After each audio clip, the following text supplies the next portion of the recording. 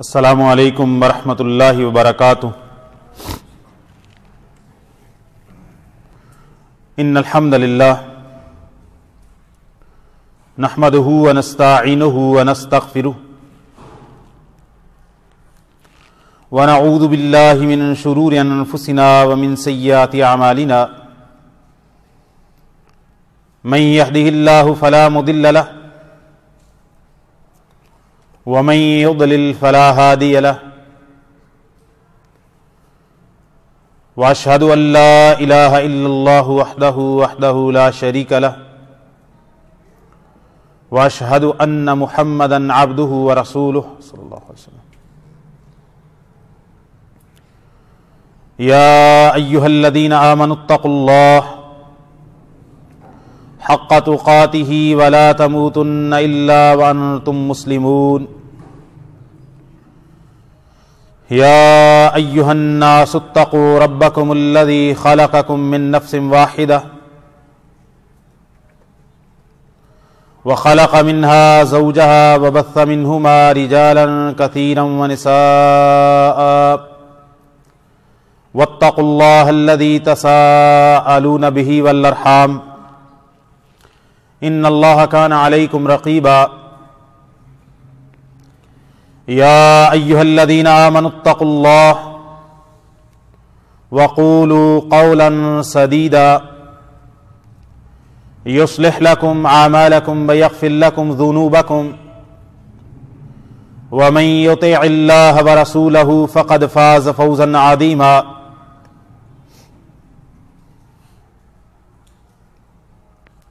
وقال جل وعلا في موضع آخر من عمل صالحا من ذكر أو أنثى وهو مؤمن فلنحيينه حياة طيبة ولنجزينهم أجرهم بأحسن ما كانوا يعملون أما بعد فإن خير الحديث كتاب الله وخير الهدى هدى محمد صلى الله عليه وسلم وشر الأمور محدثاتها وكل محدثة بدعة وكل بدعة ضلالة وكل ضلالة في النار۔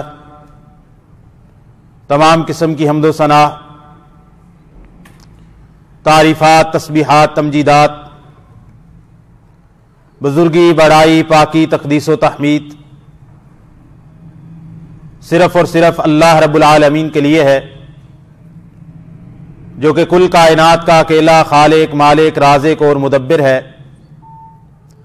اور لاکھوں کروڑوں درود و سلام ہوں اس ہستی اقدس و مقدس پر کہ جن کا نام نامی اسم گرامی محمد الرسول اللہ صلی اللہ علیہ وسلم ہے۔ اللہ تعالی نے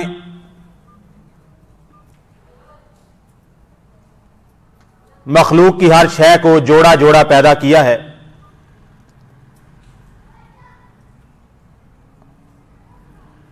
توالد کی غرض سے، تناسل کی غرض سے،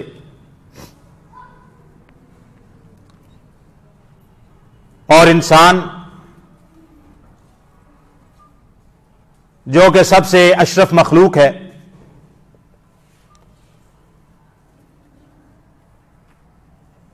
اللہ تعالیٰ نے اسے بھی جوڑے کی صورت میں پیدا کیا ہے،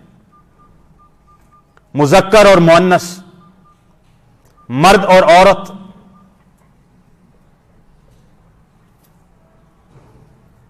اور اس کا مقصد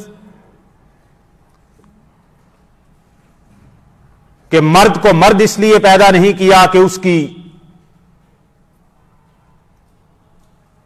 ذاتی طور پر اس میں کوئی فضیلت ہو، اور عورت کو عورت پیدا کرنے کا مقصد اس میں عورت کی کوئی تنقیص یا تذلیل مقصود نہیں ہے۔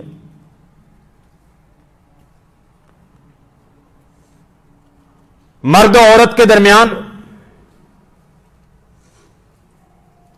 ایسی مساوات ہے، ایسی برابری ہے جو برابری معاشرے کے ایسے دو ٹکڑوں کی برابری ہے جو آپس میں جڑ کر ایک رشتے کو پورا کرتے ہیں، آپس میں ایک دوسرے کو مکمل کرتے ہیں۔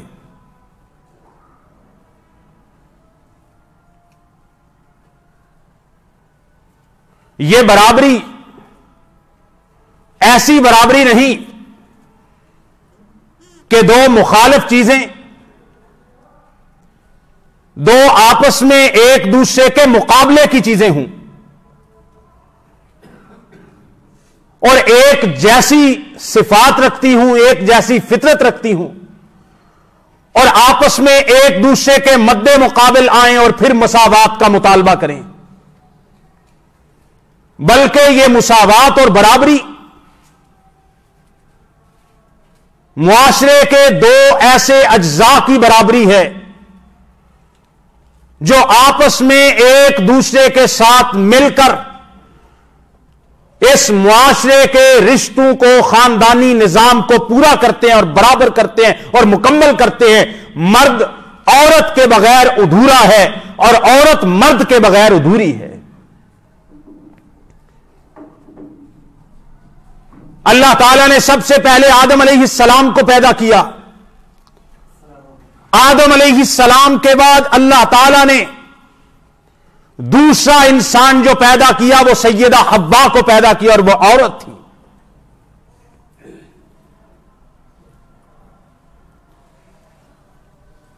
مرد اور عورت کی پیدائش میں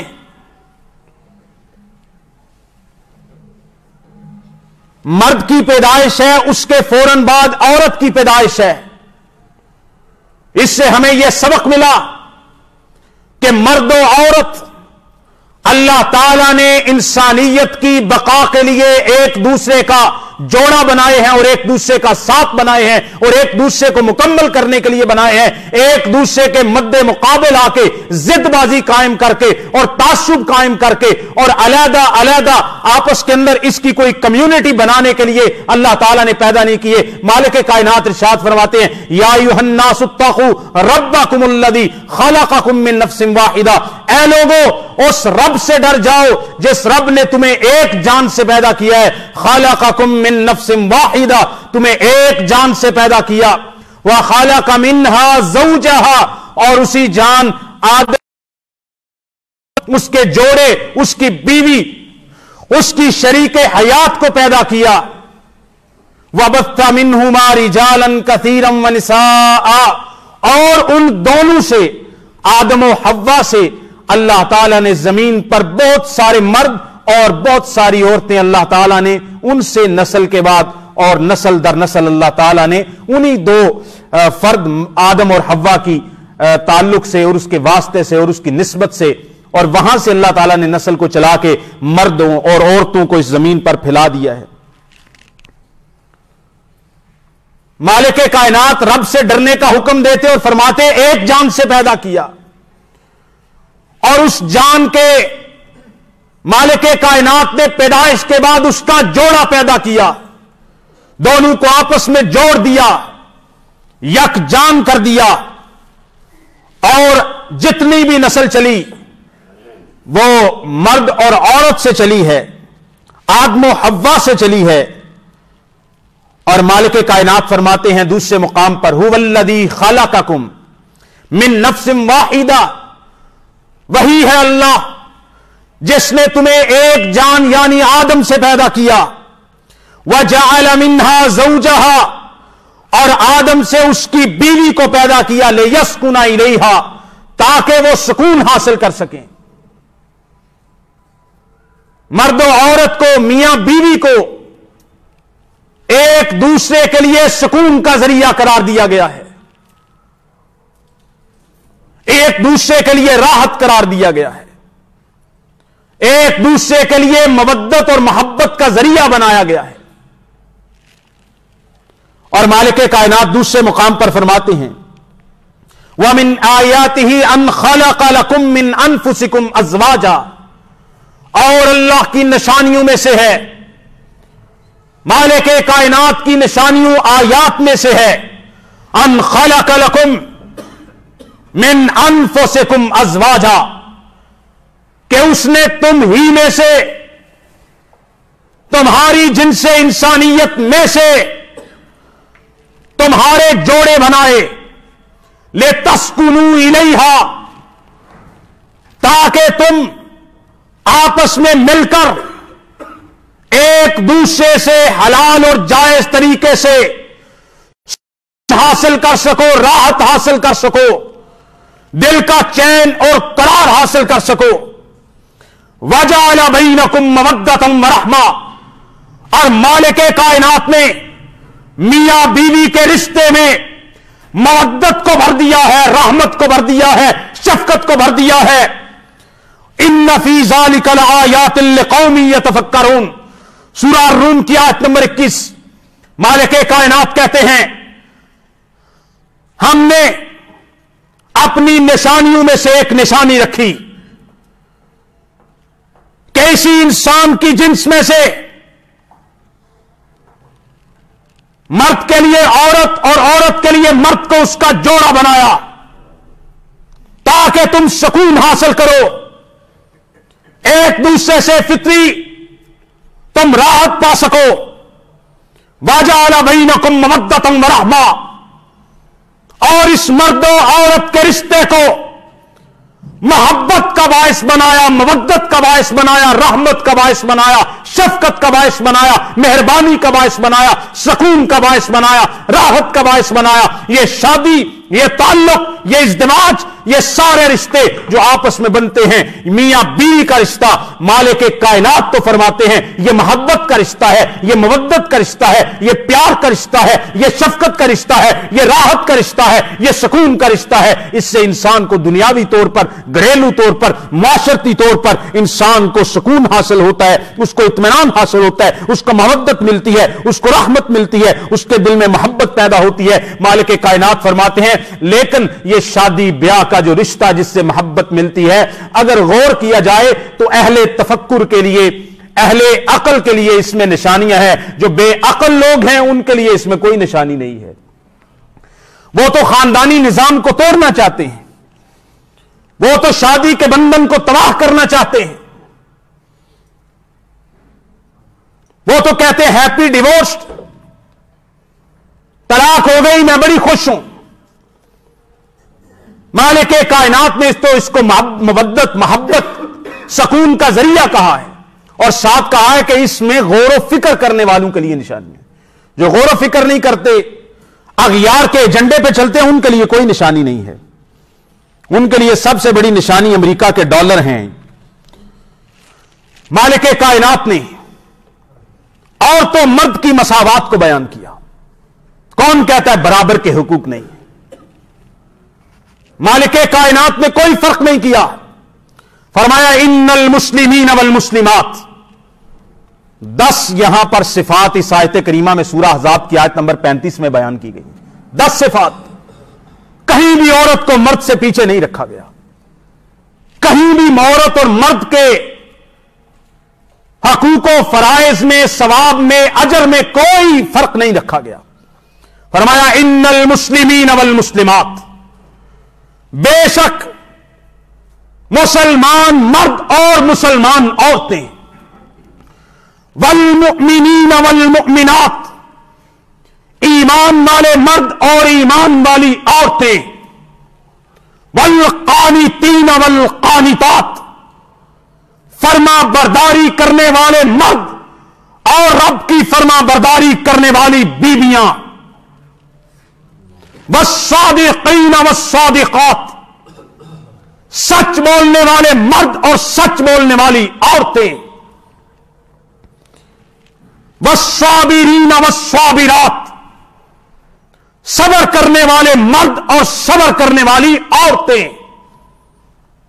والخاشعین والخاشعات، رب سے ڈرنے والے مرد اور رب سے خشوع رکھنے والی عورتیں، والمتصدقین والمتصدقات، رب کی راہ میں صدقہ کرنے والے، خیرات کرنے والے، خرچ کرنے والے مرد اور رب کے راہ میں صدقہ کرنے والی بیویاں، والصائمین والصائمات، روزہ رکھنے والے مرد اور روزے رکھنے والی عورتیں، والحافظین فروجہم، اور اپنی شرمگاہوں کی حفاظت کرنے والے مرد، والحافظات،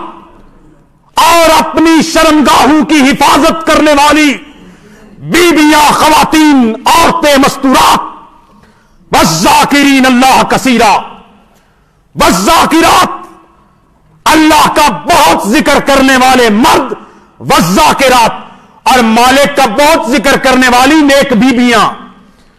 اعد اللہ لہم، مسلمان مرد، مسلمان عورتیں، مرد کے ساتھ عورت کو شامل کیا جا رہا ہے۔ اسلام مسلمان مرد، مسلمان عورتیں، ایمان والے مرد، ایمان والی عورتیں، فرما بردار مرد، فرما بردار عورتیں،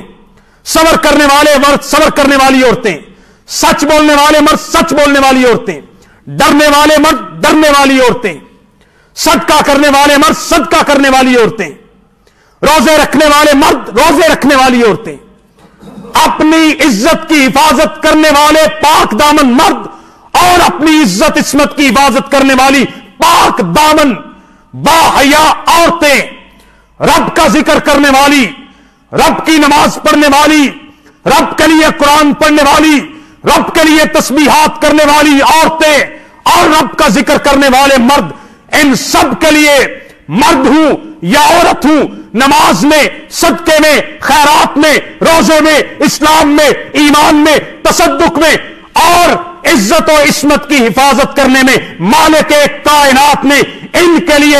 ایک جیسا برابر کا مساوات کا اجر رکھا ہے۔ اعد اللہ لہم مغفرۃ اجرا عظیما، ان سب کے لیے چاہے مرد ہوں چاہے عورت ہوں۔ سورہ الاحزاب کی آیت نمبر 35 میں رب نے مرد و عورت کی مساوات کا اجر میں، فضیلت میں، اسلام میں، ایمان میں، روزے میں، ذکر میں، اور اسی طرح سچ بولنے میں، صبر کرنے میں، رب سے ڈرنے میں برابری کر کے کہا اعد اللہ لہم مغفرۃ اجرا عظیما، ان کے لیے اللہ تعالی نے بخشش کو تیار کر رکھا ہے اور بڑے اجر کو تیار کر رکھا ہے۔ کہاں عورت کو کمتر سمجھا گیا ہے مرد سے؟ اسی پہ بس نہیں، بلکہ مالک کائنات نے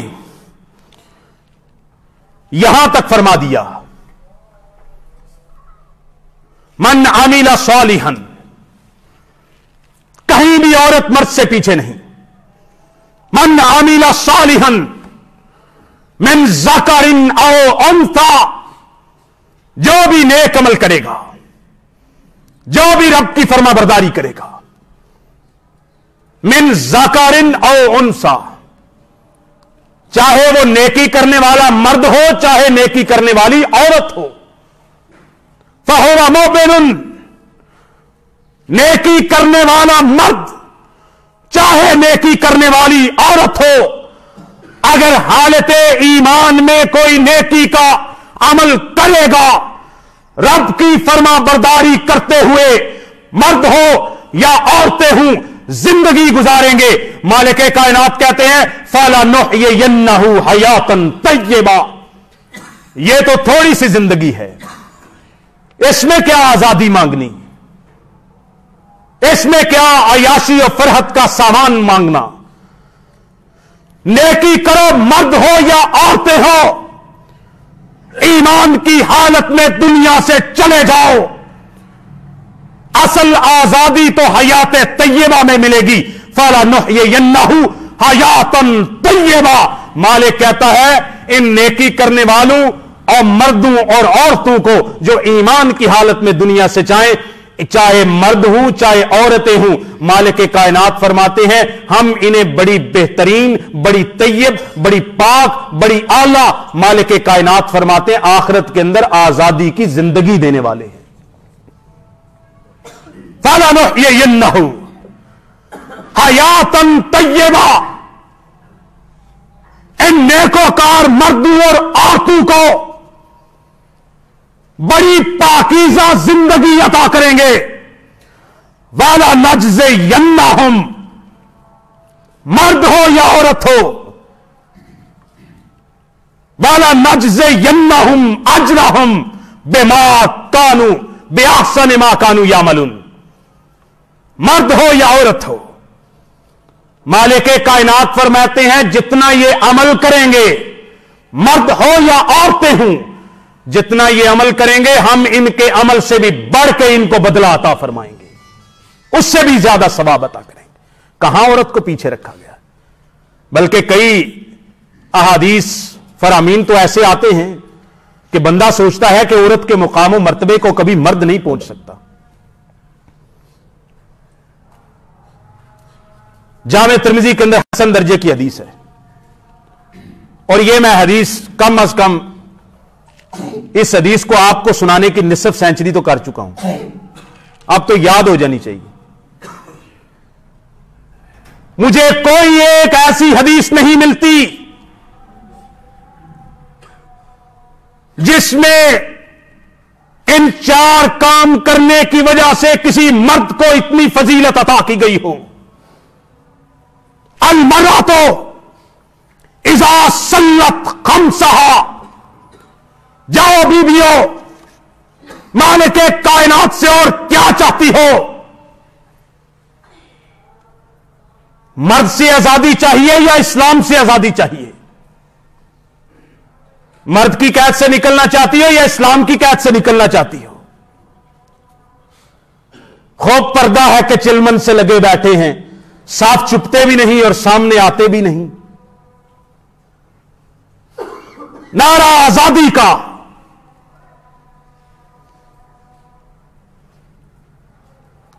जो मार्च के मुतालबात हैं 15 उनमें कुछ और लिखा है, और जो प्ले कार्ड उठाए हुए हैं उन पे बेहयाई के सिवा कुछ भी नहीं लिखा हुआ। टीवी शो में बैठती हैं तो कहती है हमारे 5 मुतालबे हैं,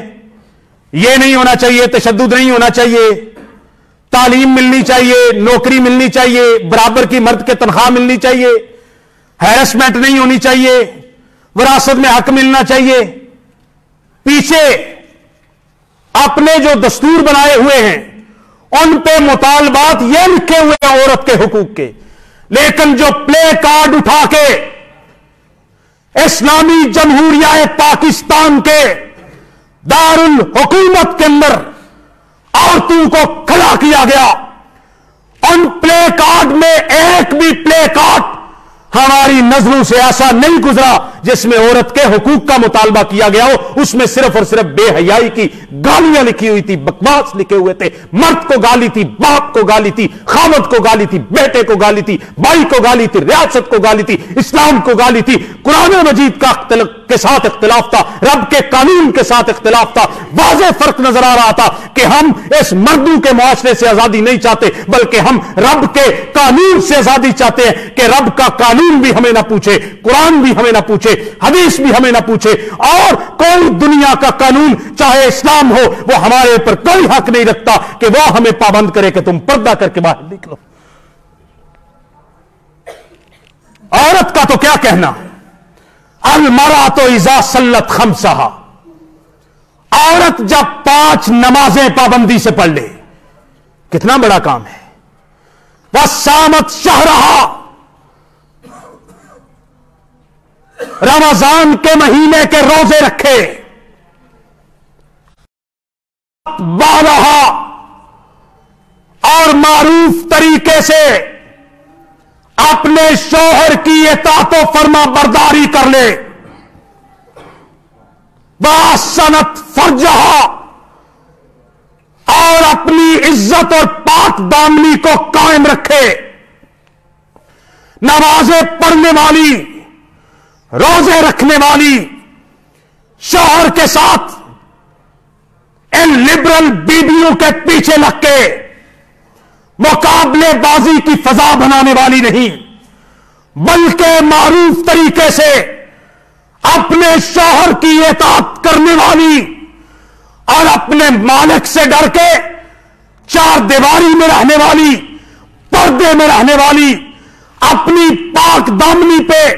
दाग ना लगने देने वाली, जो 4 काम करके कल कयामत के दिन محشر کے میدان میں آئے گی، مالک کائنات فرمائیں گے فَلْتَدْخُلْ مِنْ أَيِّ أَبْوَابِ الْجَنَّةِ شَاءَتْ، جا بھی تو نے 4 اتنے بڑے کام کیے ہیں کہ تجھ کو آج یہ فضیلت ہے، جہاں لوگ اپنے اپنے نامہ اعمال کے لیے ترس رہے ہیں، تجھے اعلان دیا جاتا ہے، سرٹیفکیٹ دیا جاتا ہے، سپاس نامہ دیا جاتا ہے، جا جنت کے 8 دروازے تیرے لیے کھلے ہیں، جس دروازے سے چاہتی ہے جنت میں داخل ہو جا۔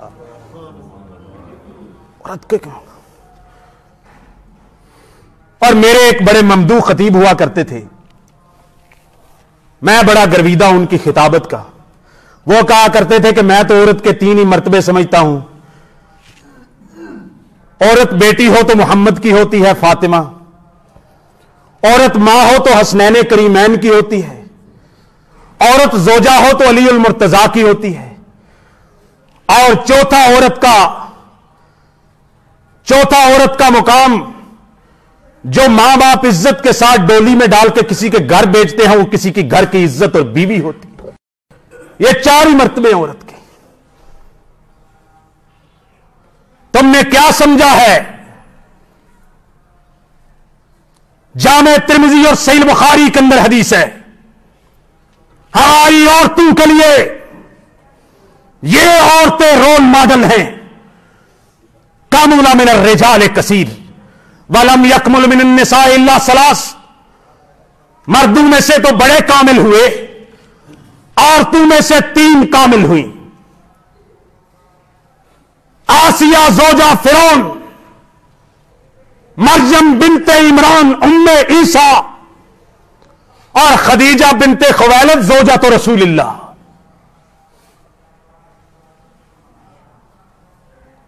ہماری عورتوں کے لیے یہ عورتیں رول ماڈل ہیں۔ ضرب اللہ مثلا للذین آمنوا امرأۃ فرعون اذ قالت رب ابن لی عندک بیتا فی الجنہ ونجنی من فرعون وعملہ ونجنی من القوم الظالمین۔ واسیہ جب ایمان کی پاداش میں اس کو تڑپایا گیا، اس کے جسم کو نوچا گیا، اس نے مالک سے کہا اللہ میرا جنت میں گھر بنا دے، مجھے ظالموں سے پناہ عطا فرما دے۔ اس کے بارے میں وہ ایک کافر کی ظالم کی بیوی تھی، لیکن ایمان والی تھی۔ اس کا تذکرہ رب نے قرآن میں کیا، صرف تذکرہ نہیں کیا بلکہ کہا ہم نے مومنوں کے لیے اس کو رول ماڈل کے طور پر اس کی مثال بیان کر دی ہے۔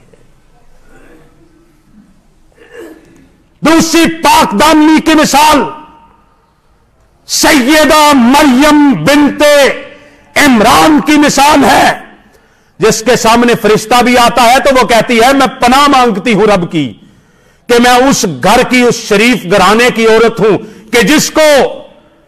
کبھی غیر مرد کا دیکھنا تو دور کی بات، سورج کی کرنوں میں نے بھی کبھی دیکھا نہیں ہوتا بے حجاب۔ پناہ مانگتی ہوں تیری۔ اسے عمل معلوم نہیں تھا کہ یہ ایک معجزہ ہے، رب سے پناہ مانگتی رہی۔ اور آخری وقت میں کہ لوگ مجھ پہ کیا تہمت لگائیں گے، رب سے کہتی تھی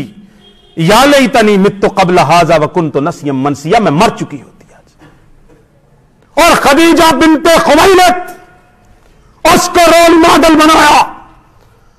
فاطمہ الزہرا رضی اللہ تعالی عنہا رول ماڈل ہے، سیدۃ النساء اہل الجنہ، عائشہ صدیقہ رول ماڈل ہیں تمہارے لیے۔ اور عورت کا مقام، ایک بندہ آیا مجھے بتاؤ دنیا کے اندر کسی مرد کو یہ مقام حاصل ہو،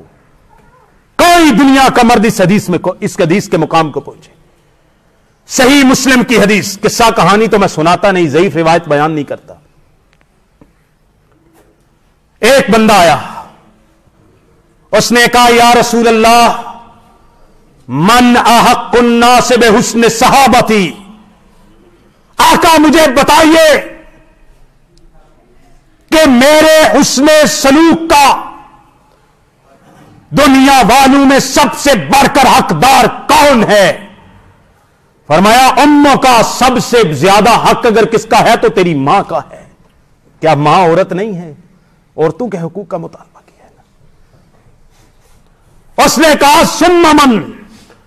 پھر کون ہے؟ فرمایا پھر تیری ماں ہے۔ اس نے کہا تیسرے نمبر پر کون ہے؟ کہا پھر تیری ماں ہے۔ اس نے کہا ثم من، چوتھے نمبر پر فرمایا ثم ابو کا، پھر تیرا باپ ہے۔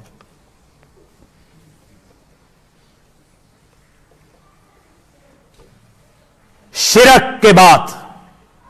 اتقوا السبع الموبقات، صحیح بخاری مسلم کی حدیث،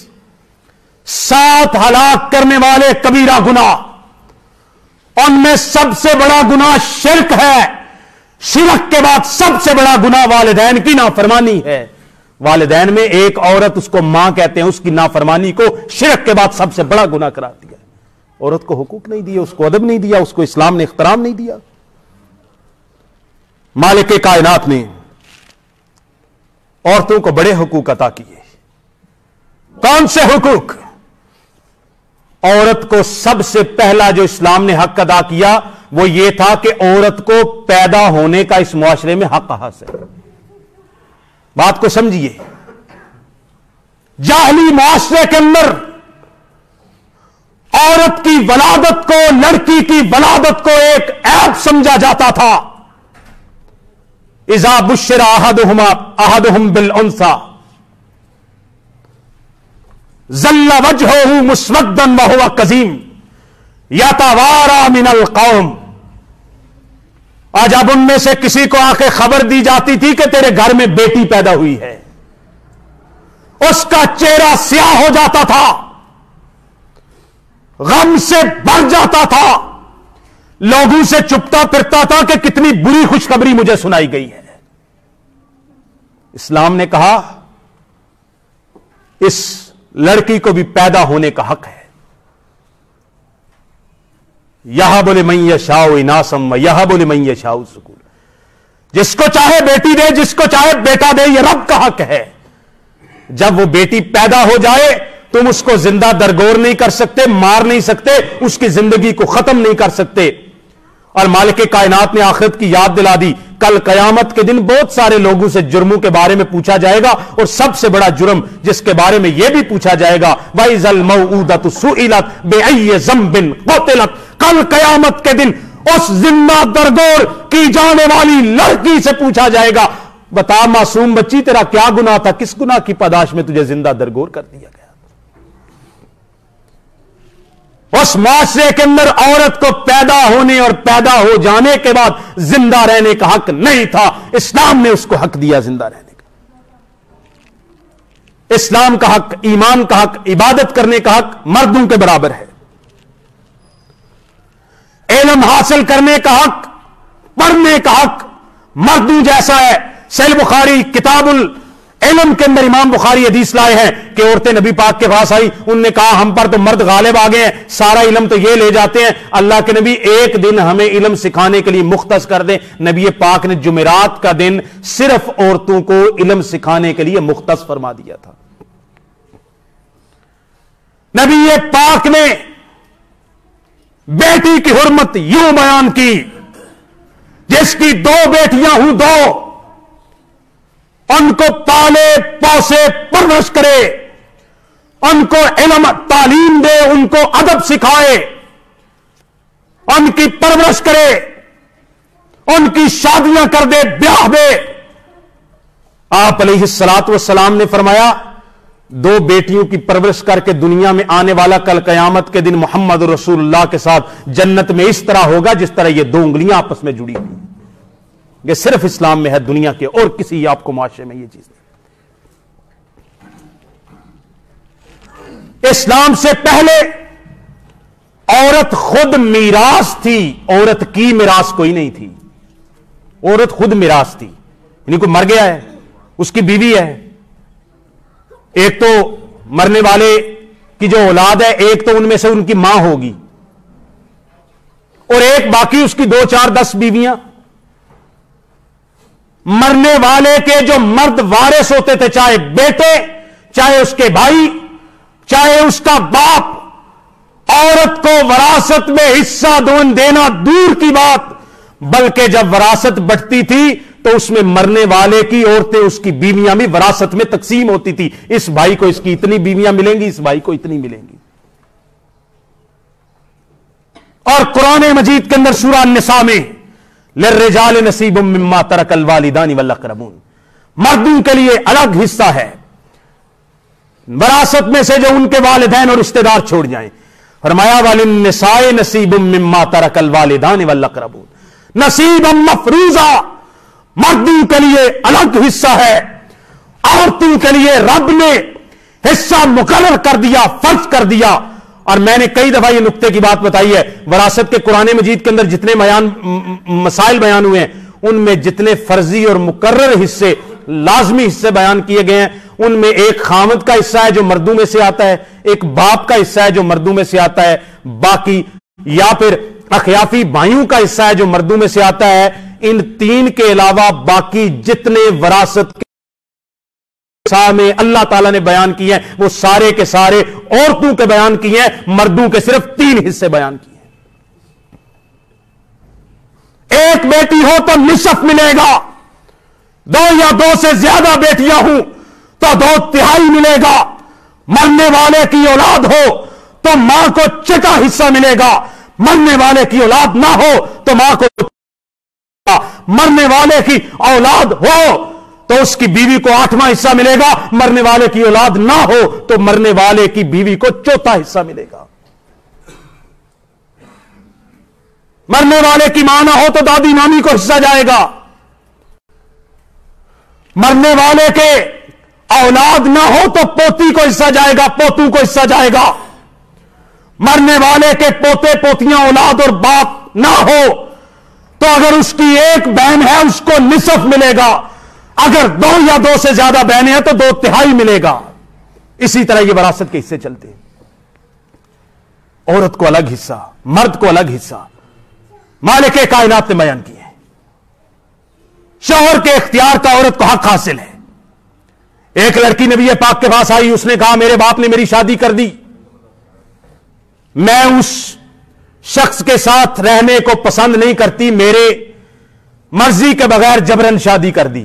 نبی پاک نے فرمایا تو کیا چاہتی ہے؟ کہا میں اس شادی کو منظور نہیں کرتی. آپ نے فرمایا جا محمد رسول اللہ تجھے اختیار دیتے ہیں, اگر تو اس کے ساتھ نہیں رہنا چاہتی تو جا, چلی جا. یہاں پر ہمیں بہرحال ضرور سوچنا ہے, اسلام نے حقوق دیے ہیں, ہاں ہم معاشرہ ان کو دے سکیں یا نہیں دے سکیں یہ الگ بات ہے, اور اس میں ہم ناکام ضرور ہوئے. اسی لیے ان بے حیا خواتین کو موقع ملا ہے. اگر ہم اسلام کے مطابق اور قانون اور آئین کے مطابق اپنی بیٹیوں کو, اپنی بیویوں کو, اپنی ماؤں کو, اپنی بہنوں کو وہ تمام حقوق عطا کر دیں جو اسلام نے دیے ہیں اور ریاست پاکستان نے دیے ہیں, کسی لبرل, کسی بے حیا, کسی امریکن اور USA کے پیسے لے کر ایجنڈے پر کام کرنے والی کسی عورت کو یہ جرت نہیں ہوگی کہ ہماری عورتوں کو ورگلا سکے. میرے بھائیوں, میرے دوستوں, نبی کائنات صلی اللہ علیہ وسلم نے خطبہ حجۃ الوداع میں فرمایا, اور یہ حدیث بھی میں آپ کو بار بار سنا چکا ہوں, اتقوا اللہ فی النساء. خطبہ حجۃ الوداع میں نبی پاک نے مردوں کو کہا کہ اے مردوں, تمہیں رب نے قیادت عطا کی ہے, قوامت عطا کی ہے, تمہیں ریاست عطا کی ہے, جاؤ عورتوں کے حقوق کے بارے میں مالک کائنات سے ڈرتے رہنا, عورتوں کے حقوق میں کمی نہ کرنا. عورتوں کو حق مہر کی آزادی, میراث کی آزادی, زیب و زینت کی آزادی, پردے کی حدود میں رہتے ہوئے علم حاصل کرنے کی آزادی. عورت حاملہ ہو, دودھ پلانے والی ہو, شادی شدہ ہو, مطلقہ ہو, عدت میں ہو, طلاق ہو جائے لیکن بچے کو دودھ پلا رہی ہے یا بچوں کو پال رہی ہے, جب تک وہ بچہ چاہے اس کے پیٹ میں ہو, چاہے اس کو دودھ پلا رہی ہو, چاہے بڑا ہو چکا ہو پرورش کر رہی ہو, اس کے سارے اخراجات کون عطا کرے گا؟ مرد عطا کرے گا. مرد فوت ہو گیا ہے, کون عطا کرے گا؟ مرد کے اولیاء ورثاء, اس کے گھر والے, اس کے باپ, اس کے بھائی عطا کریں گے. عورت پہ تو کوئی ذمہ داری ڈالی نہیں ہے. ہاں اس کے باوجود عورت پر کوئی مالی ذمہ داری نہیں، لیکن اس کے باوجود اگر عورت اسلام کے قوانین کو سامنے رکھتے ہوئے، پردے اور حیا کو سامنے رکھتے ہوئے کوئی جاب کرنا چاہتی ہے، کوئی کاروبار کرنا چاہتی ہے، کوئی تجارت کرنا چاہتی ہے، اسلام نے اس کا پورا حق دیا ہے۔ عورتوں کے حقوق کا مطالبہ ہم کرتے ہیں، ہم مطالبہ کرتے ہیں عورتوں کے حقوق کا۔ جب ہم یہ کہتے ہیں کہ اگر عورتوں کو بازاروں میں ہراساں کیا جاتا ہے، اگر عورتوں کے ساتھ جنسی تشدد کا مظاہرہ کیا جاتا ہے، اگر عورتوں کو ان کے حقوق نہیں دیے جاتے، تو ہم کہتے ہیں اس کی وجہ یہ ہے کہ مرد و زن کا اختلاط ہوتا ہے۔ عورتوں کو حقوق کا مطالبہ ہم کرتے ہیں کہ عورتوں کو علیحدہ سکول دیے جائیں۔ کیا یہ عورتوں کے حق میں مطالبہ ہے کہ نہیں؟ بولو بھائی، 5 منٹ کی اوپر ہو جاندے نے، تسی تے چپ ہی کر جاندے ہو جی۔ عورتوں کو علیحدہ تعلیمی ادارے دیے جائیں تاکہ عورتوں کی اپنا سٹاف ہو، عورتیں پڑھنے والی، عورتیں پڑھانے والی، کوئی جنسی ہراسمنٹ کا مسئلہ پیش آئے گا تو یہ عورتوں کے حق میں ہی اس کے خلاف ہے۔ یہ تو کہتے نہیں کو ایجوکیشن میں جانا ہے،